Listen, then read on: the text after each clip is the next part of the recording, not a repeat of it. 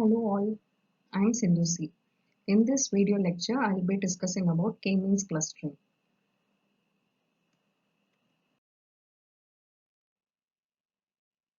There are several clustering approaches like partitioning methods, hierarchical methods, density-based methods, grid-based, model-based, clustering high-dimensional data, and constraint-based clustering methods.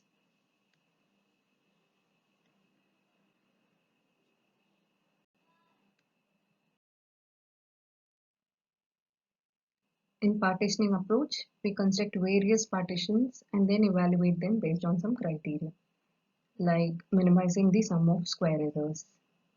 There are so many algorithms under partitioning approach. The most commonly used partitioning algorithms are k-means, k-medoids, and Clarence. The basic concept in partitioning algorithms is first we have to construct a partition from a given database. Say there is a database D with n number of objects in it. We'll have to set the number of clusters that is to be made from that database. So from that we'll be constructing the partition with respect to minimum sum of squared distance. So given k, which is the input, k number of clusters, we'll have to find the partition of k clusters that is optimal. And this optimism is based on some kind of criterion.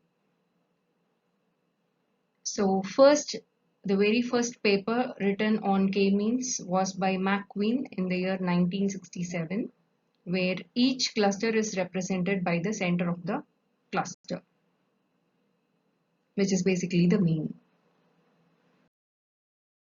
So here comes the k-means clustering method. So the number of clusters is the input, which is k here. Given the number of cluster k, we have to implement it in 4 stages.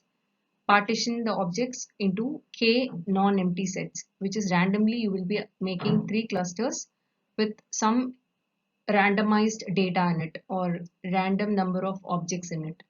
Then we'll be computing the seed points as the centroid of the clusters of the current partition. So here the centroid is the center, which is the mean, which gives the name k-means clustering. Then the third step is assigning each object to the cluster with the nearest seed point. Again, this will be iterated going back to the second step, and again it keeps repeating, and until there is no more new assignments, these steps are iterated again and again. Here in this leftmost grid, you can see there are some data points. The input given to this is k is equal to 2. So we are going to finally make 2 clusters. Now we are assigning each objects to some similar clusters. So in the second grid, you can see that we have randomly made some 2 clusters. Then we have to find out the cluster means. So in the third grid, you can see the red points. They are the cluster means. Now in the fourth grid, they are reassigned based on the mean points. Again, this will be updated based on the mean point. Clusters will be updated. So which is the fifth grid. So again, it goes back to the second grid, and again the iteration keeps changing the cluster assignment. So this keeps repeating until there is no new assignment. This is the k-means clustering method.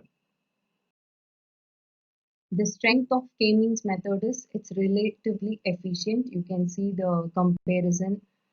It's O of TKN for k-means and for PAM and Clara, which are 2 other partitioning algorithms.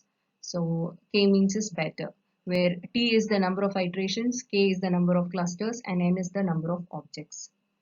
We have some drawbacks. So this k-means is applicable only where the data objects can be computed with mean points. So it is not applicable for categorical data. So for categorical data, you have to convert it into something else, and then you have to go back to calculating mean.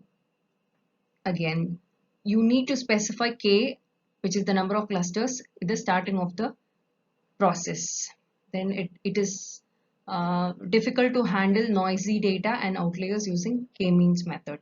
and it is also not suitable to discover clusters with non-convex shapes. Thank you.